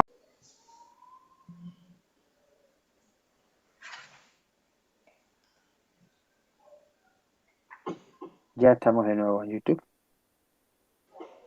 Cuando quieras, Helen, puedes hacer tu pregunta. Hola, María. Hola. ¿Me escucha? Un gusto hablar contigo. De verdad me encanta escucharte, María. Tú llenas nuestro corazón con tu alegría en hablar. Este gran don que Dios te dio y que nos contagia muchísimo. No hay cómo no agradecerte de corazón. Me encanta escucharte. Gracias. Bueno, María, puede ser una pregunta un poco tonta, pero me quedo siempre pensando en la libertad. De verdad, hay libertad. Yo no elegí dónde nacer, ni cuándo, ni mi cultura, mi apariencia. No elegí y no puedo elegir cómo morir. Entonces, cómo llegué y cómo voy, no me toca elegir.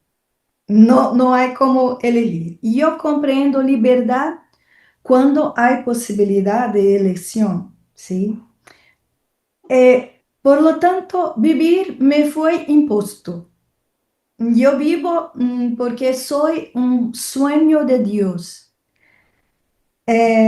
Bueno, si soy un sueño de Dios, si en Él vivimos, nos movemos, existimos, hay como huir de Dios. ¿Puedo yo frustrar un sueño de Dios? Si puedo, hay libertad. Si no puedo, no entiendo cómo soy libre. Me parece que estoy en un intervalo, en un espacio donde simplemente voy viviendo una predestinación. Dios ya conoce mi principio y mi fin. Entonces, ¿hay libertad? Una pregunta difícil, pero Sí, que me toma mucho tiempo. es una pregunta muy bien planteada y que ha recorrido toda la historia del pensamiento humano. Es decir, que esa pregunta es una pregunta que está a la base de todas las filosofías, sobre todo las filosofías morales y ontológicas también. Sería muy fácil y muy cómodo decir está todo predestinado. Y sería fácil porque lo explicaría casi todo. Todo lo que ocurre está predestinado. Por lo tanto, yo no tengo nada que hacer, nada que decir. Estoy aquí, ni he pedido venir, ni me van a llevar, ni nada. Pero hay unas palabras importantes en filosofía, que es distinguir entre condicionamiento y determinismo. Condicionamiento es todo aquello que condiciona mi vida desde el mismo hecho de nacer. Mi color de piel, de ojos, la familia en la que nací, si soy enfermo o soy sano, todo eso es lo que condiciona, pero no determina mi vida. La prueba está que las mismas personas con las mismas condiciones dan resultados muy diversos. Si fuera verdad que estamos totalmente determinados, nosotros no estaríamos aquí teniendo esta conversación, porque el determinismo implica que todo aquello que ha sido señalado para ti se va a cumplir de una manera inexorable. Y la mayor prueba de que no es inexorable es que existe el pecado. El pecado moral existe porque te equivocas, porque haces algo mal. Y si haces algo mal, es que hay algo que es bien. Y si hay algo que es bien, es la opción de que puedes optar. Es verdad que nuestra capacidad de opción es muy pequeña, pero si tú miras la vida del ser humano, te das cuenta de que somos aún más libres de lo que creemos que somos. Porque, por una parte, sería estupendo que el destino lo tuviera todo pensado. Que soy desgraciado, la culpa la tiene el destino. Que soy feliz, la culpa la tiene el destino. Que me va bien, el destino. Que me va mal, no señor. Hay muchísimas cosas que dependen de ti, de tu esfuerzo, de tu voluntad, de tu capacidad, de tu entrega.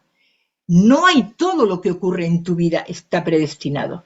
Es verdad que tú y yo hemos nacido en una época determinada y no en otra, pero es que entonces no hubiera sido yo. Yo soy la que soy porque he nacido aquí, de estos padres, con estos genes, con este color de ojos, con estos pelos, en Madrid y no en Guadalajara, México. Yo estoy condicionada, profundamente condicionada. Pero el condicionamiento no determina al hombre.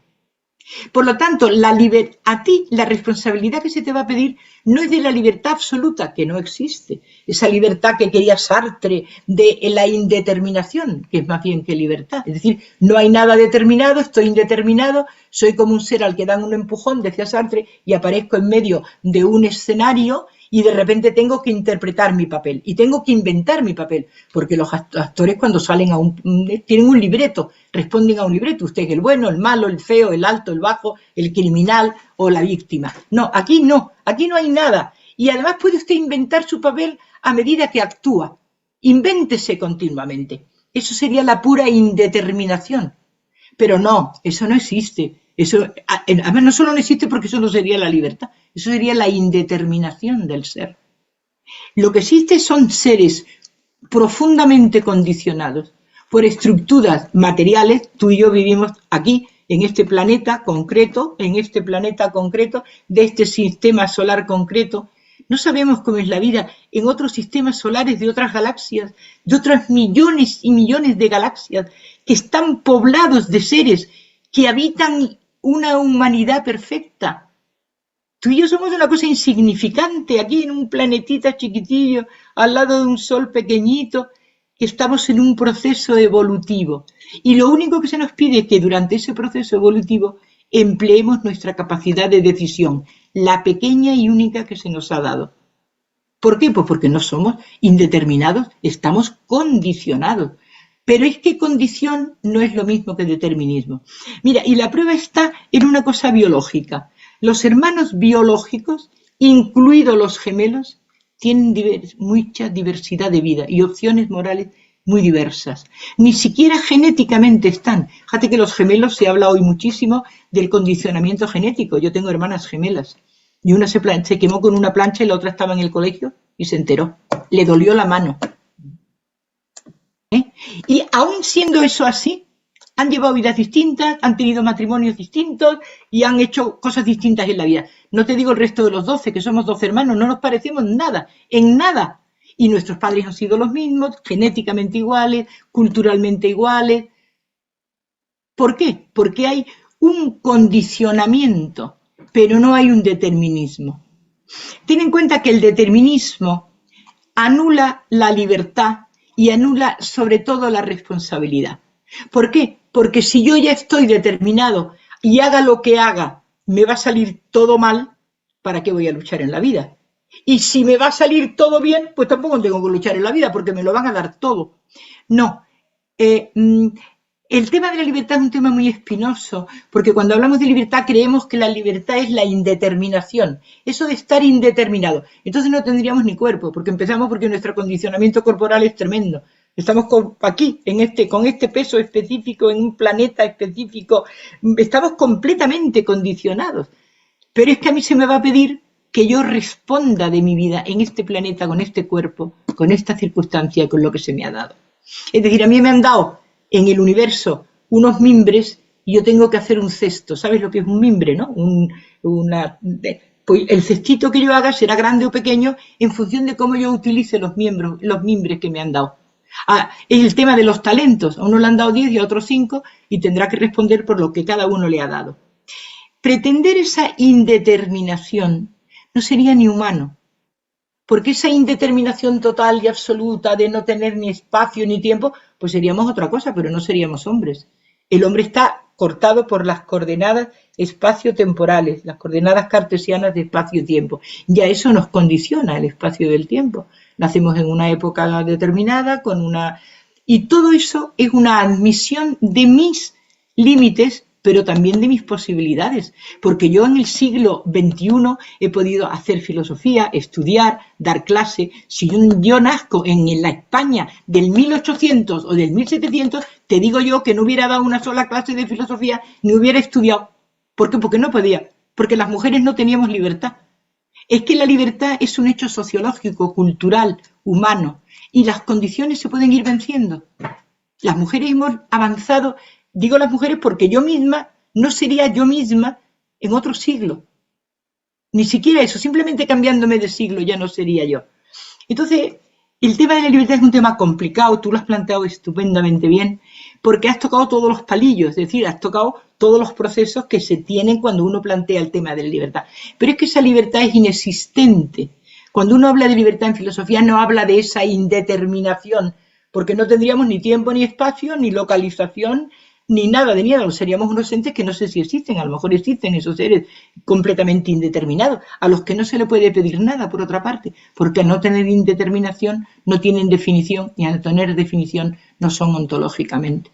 Pero tú y yo tenemos un cuerpecillo que nos han dado, una cara, una estructura, una biología, y nos han dado una familia, unos amigos, todo se nos ha dado. En realidad, es verdad que nuestra libertad se limita al entorno de nuestras condiciones, pero es muy importante admitir los condicionamientos, porque eso es lo que somos. ¿Cómo respondemos ante la enfermedad? Cada persona responde ante la enfermedad de una manera. ¿Cómo respondemos ante la riqueza? Hay gente que pierde la cabeza completamente con la riqueza material. Se diluyen, se estropean. ¿Cuánta gente un sufrimiento le ha hecho un bien para toda la vida?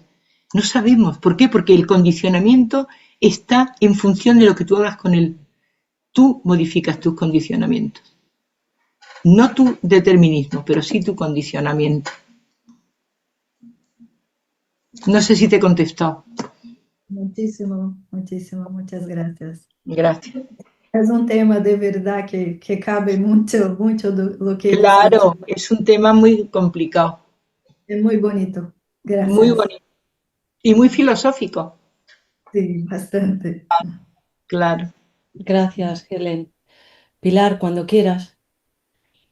Hola a todos. Gracias, María, por esta Gracias a ti. exposición tan valiosa, tan brillante. Te pediría si podrías comentar un poquito, porque seguro que nos iluminará, ese pensamiento de San Irineo, que me ha fascinado toda la vida, que dice, entiendo que es de San Irineo, la gloria de Dios es que el hombre viva. Sí, somos. Él decía, los cristianos somos la gloria de Dios, es la frase. Los cristianos somos la gloria del Dios vivo. Vale. Sí.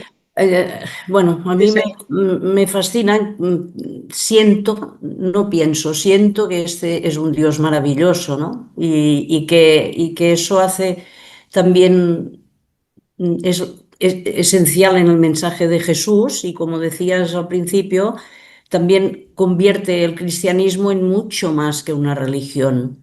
Claro, es que y hace que pues nada de lo humano, ni las alegrías, ni las tristezas, ni las debilidades, ni las angustias, ni nada quede fuera, ¿no? Del cristiano y del evangelio, nada queda fuera. Entonces, todo resuena en el corazón. En realidad, eso también fue el mensaje del Concilio Vaticano II, nada queda nada fuera. fuera de lo humano, claro.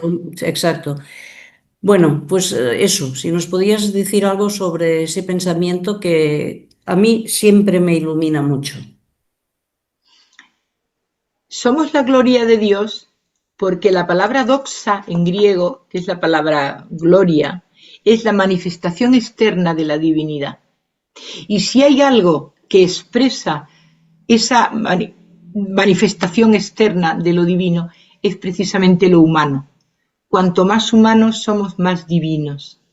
Y todo el tema de la semejanza consiste en que la vida humana, dentro de esa libertad opcional pequeña que se nos da, consiste en ir adquiriendo la semejanza a lo largo de la vida. Nuestra vida es un entorno temporal, espacio-temporal, en el cual se nos dan las posibilidades de alcanzar la semejanza, que en el fondo es la teosis, que es la finalidad de casi todos los padres orientales de la Iglesia, desde San Atanasio en el siglo IV. Es decir, alcanzar la semejanza significa manifestar de una manera definitiva la gloria de Dios. Y como dice Pablo, pues le estamos sufriendo con dolores de parto hasta que se explicite, hasta que aparezca, se manifieste la gloria de los hijos de Dios. Porque la libertad de los hijos de Dios consiste precisamente en poder expresar esa gloria que somos. Mientras que estamos sometidos al pecado, a la ignorancia, a la pequeñez, a la limitación, pues estamos reducidos. Pero nosotros como tales, el cristiano, ya que estamos hablando de la frase de Ireneo, significa el cristiano perfecto, aquel que ha realizado la perfección. Ese hombre ya es la manifestación de la gloria de Dios. ¿Qué es lo que hace en realidad la santidad?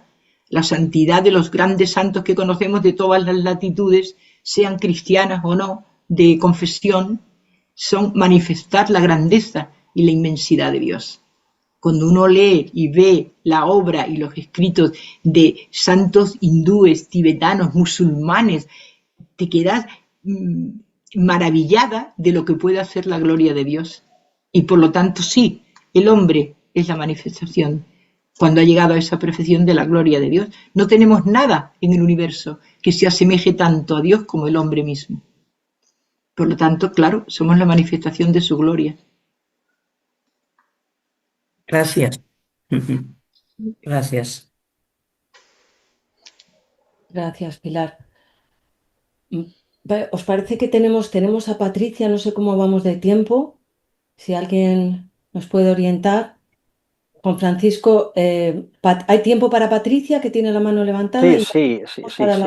Yo Pienso con que podíamos Patricia y darle la pasamos palabra a la oración, ¿no? Exacto. Sí. Muy bien, Venga, pues de adelante, acuerdo. Patricia, cuando quieras. Bueno, gracias. Gracias, acá estoy. No, porque no te veía. María, ¿qué tal? Bueno, gracias. Ya te Hoy no veo. estoy en ningún café, estoy tranquila en casa, disfrutando.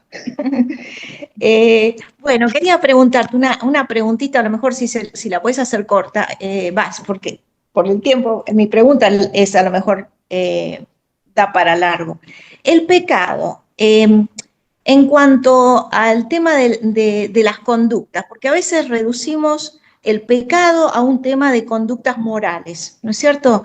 Pero yo ahora, cada vez que me voy a confesar, ya no puedo decir las cosas que no hice, ya no puedo decir, o las cosas que hice, mejor dicho, bueno, fui envidiosa, ya esa confesión me parece infantil, o sea, no la puedo reducir a conductas. Entonces, siento que el hablar del pecado es hablar de otra cosa, más que las conductas morales. Mi pregunta es, las conductas morales, que son con la libertad de la que hablabas, fácilmente regulables. Tengo libertad para hacer esto, para hacer lo otro, puedo ajustar mi conducta moral de acuerdo a mi libertad de elección. eso sería un caminito, ajustar mi libertad a hacer buenas conductas, sería un caminito para facilitar a Dios el verdadero no pecado, que es amarlo a Él sobre todas las cosas, que eso siento que no depende de mí, que es gracia pura. No sé si me entendés, pero bueno, yo ya te digo, cuando voy a confesarme, ya hablar de conductas para mí es una fe infantil. Entonces quiero saber cuál sería una verdadera confesión. ¿Cuál es? Depende de la gracia de Dios, ese amar a Dios sobre todas las cosas, que no es no envidiar, no celar, es mucho más que eso. No sé si es para dos palabras, perdón. Sí, da para mucho, da para mucho. Y da para mucho porque el pecado es un tema muy serio. Eso que hacemos nosotros generalmente no es ni siquiera pecado, son sandeces, son ignorancias, pequeñeces, miserias, somos miseria humana. El pecado es una cosa muy gorda. El pecado es romper el plan de Dios sobre la historia de la humanidad. Es romper la dignidad humana. Es romper la posibilidad de que el hombre llegue a ser hombre. Es romper la dignidad de la gloria de Dios en el hombre. Y eso es dificilísimo. Nosotros hacemos muchísimas majaderías, muchísimas estupideces. Nuestros pecados son verdaderas miserias, verdaderamente. El pecado es una cosa gordísima. El pecado es una cosa que rompe completamente el plan de Dios sobre la dignidad de lo que espera Dios sobre el universo completo. El pecado tiene una dimensión óntica, total, de ruptura total con el universo. Lo que pasa es que hemos minimizado el pecado, lo hemos reducido a una moral pequeña, a una moral insignificante, como muy bien dices tú, infantil, totalmente infantil. Pero frente a eso existe también la posibilidad de que la gracia te vaya dando la luz necesaria para saber en qué momento uno va adquiriendo la capacidad de ese no pecado grande. Y ahí es donde uno puede, de alguna manera, asumir que la gracia está de tu lado para que ónticamente, desde el punto de vista óntico del ser, tú alcances una dimensión nueva. Una manera nueva de estar ante Dios. El hombre nuevo, no el hombre viejo, el hombre nuevo. Pero el hombre nuevo necesita morir al hombre viejo, necesita morir a esos pecados pequeños, necesita la miseria de lo pequeño, y olvidarse de eso, para dar un salto que es en realidad la verdadera y última y única iniciación, que es saltar de grado de ser, del grado de ser del hombre corriente y moliente al ser el hombre santificado. Y ahí entonces sí ves que efectivamente la gracia te permite amar a Dios sobre todas las cosas. Esto sería muy largo porque el pecado... Yo te iba a decir una cosa que espero que no escandalice. Al igual que ser santo es difícil, hacer un pecado grande, grande, grande, de verdad, es también difícil.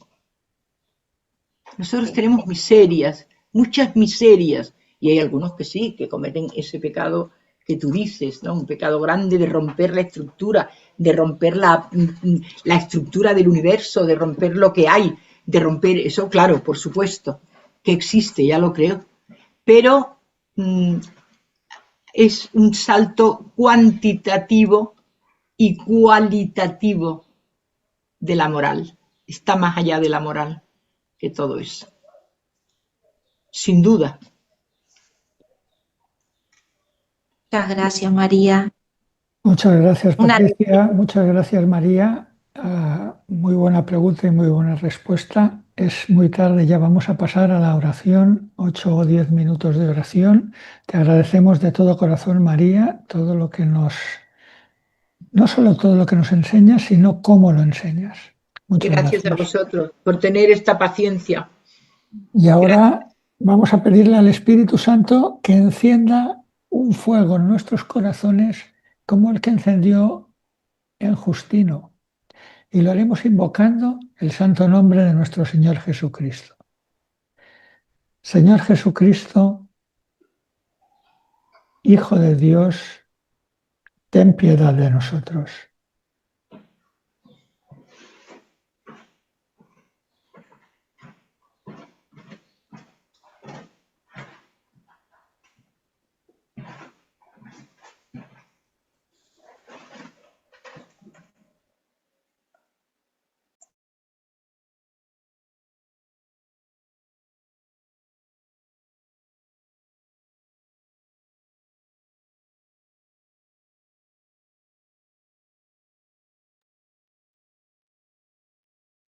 Señor Jesucristo, Hijo de Dios, ten piedad de nosotros.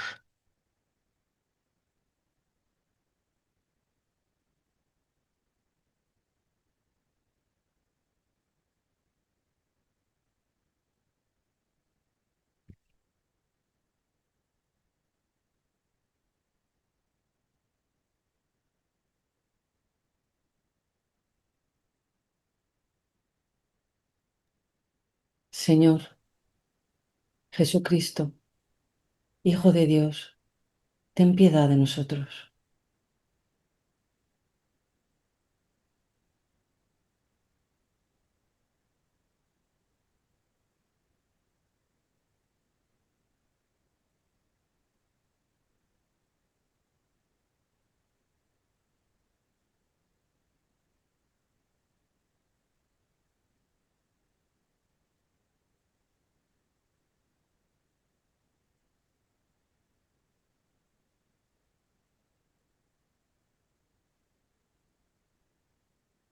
Señor Jesucristo,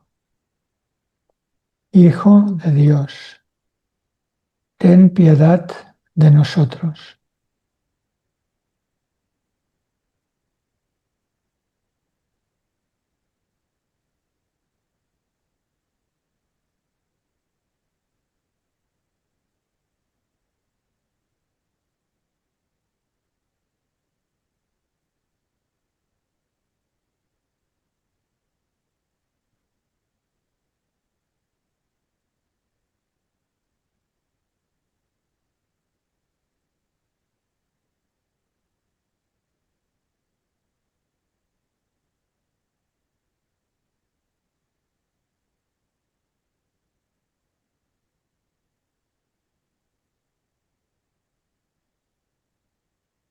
Señor Jesucristo, Hijo de Dios, ten piedad de nosotros.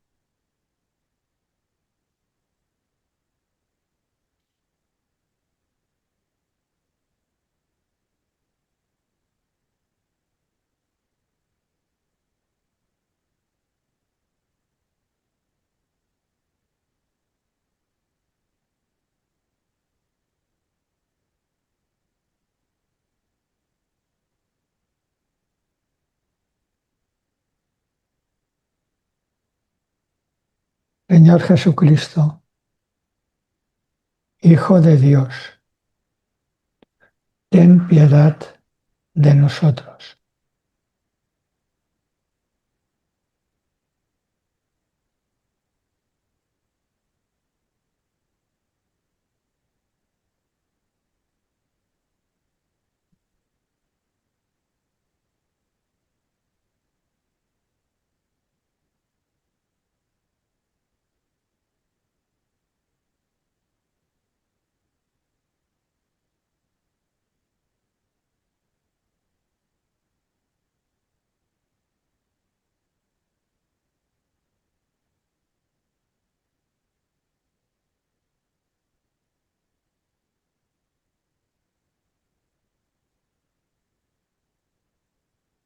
Señor Jesucristo, Hijo de Dios, ten piedad de nosotros.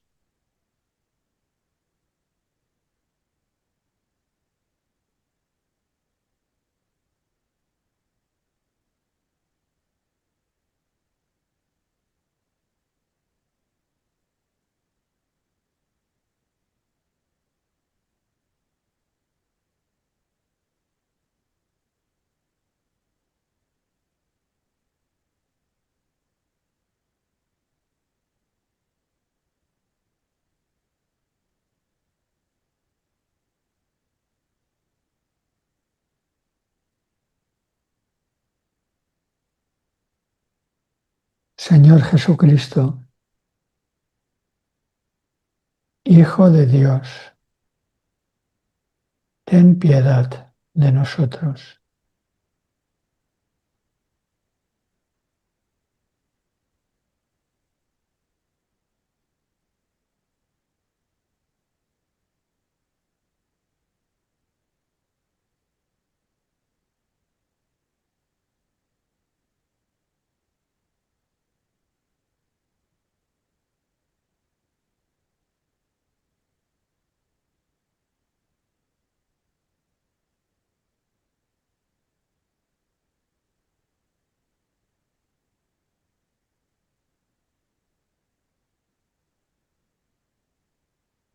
Señor Jesucristo, Hijo de Dios, ten piedad de nosotros.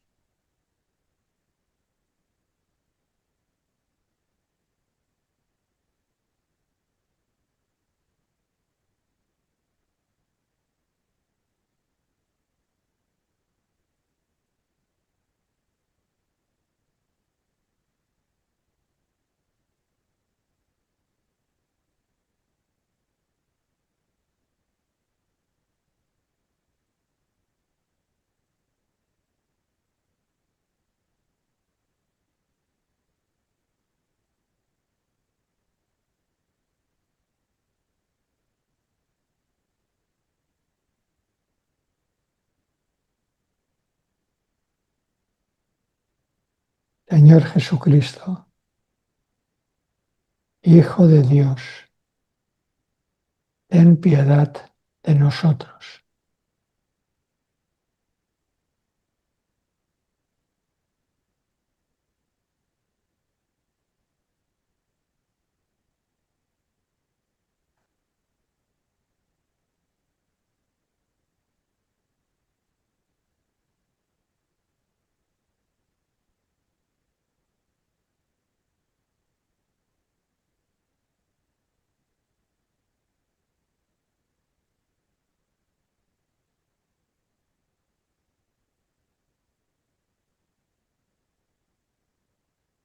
Señor Jesucristo, Hijo de Dios, ten piedad de nosotros.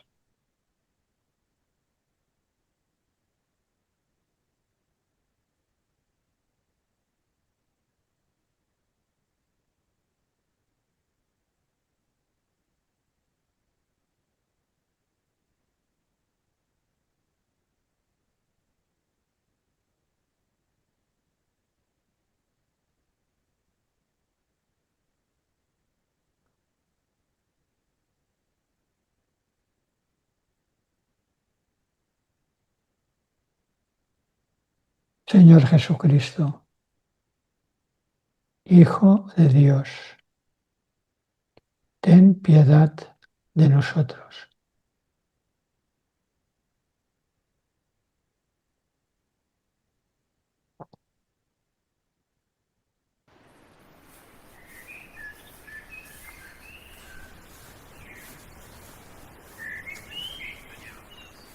Salve Regina, Mater misericordiae.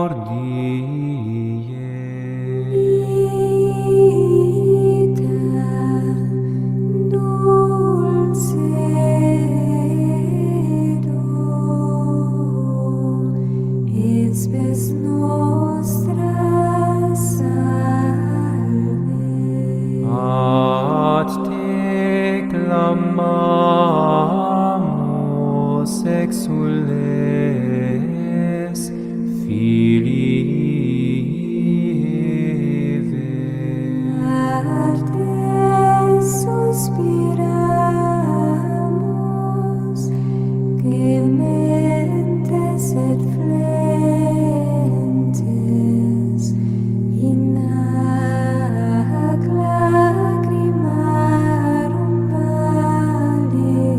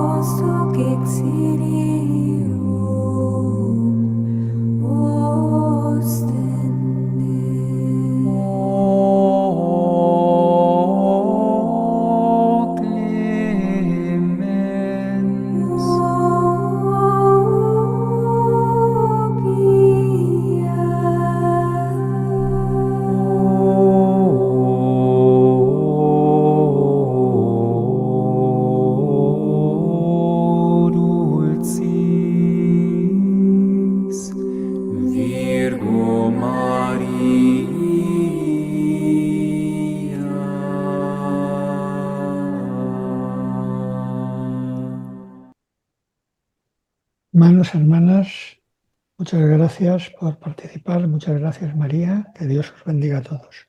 Buenas noches.